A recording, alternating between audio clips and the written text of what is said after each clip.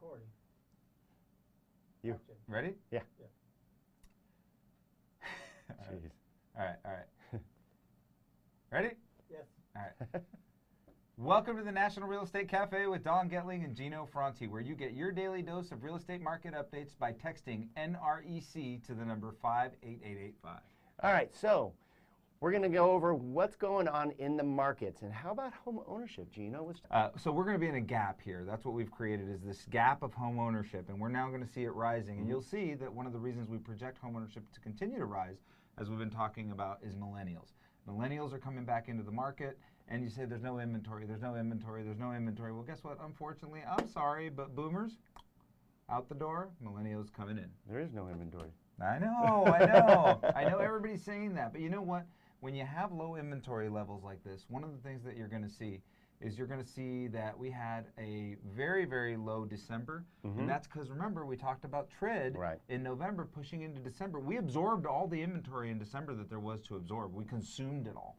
So we had to rebuild, and rebuilding in January and February are not great months to rebuild inventory for real estate. Not at all. Trust me, I didn't get a lot of listings in January and February. Now, the West Coast is experiencing a heat wave. That's going to create some listings. So I think what you're going to see here is you're going to see a February uptick, a little early for the seasonal uptick, but I think we might have a really nice spring coming. Well, when do the listings usually hit? Let's Here's the take calendar. Here you go. So here's the calendar when the market gets hot, meaning when most listings hit the market.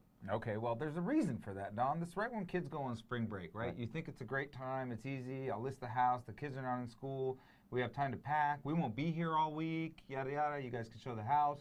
So there's a lot of reasons why that happens. So typically it'll happen in March, but again, at least on the West Coast, I expect to see it happening right now. We should start seeing some really, really busy weeks as long as this heat wave continues. Well, and what we also want to let you know is don't wait till spring. Now might be the best time for you to sell because you have less competition. Therefore, you might get top dollar. So you heard right here. Yeah, we are starting to see a lot of price pressure on homes. We hadn't seen price pressure maybe since last summer.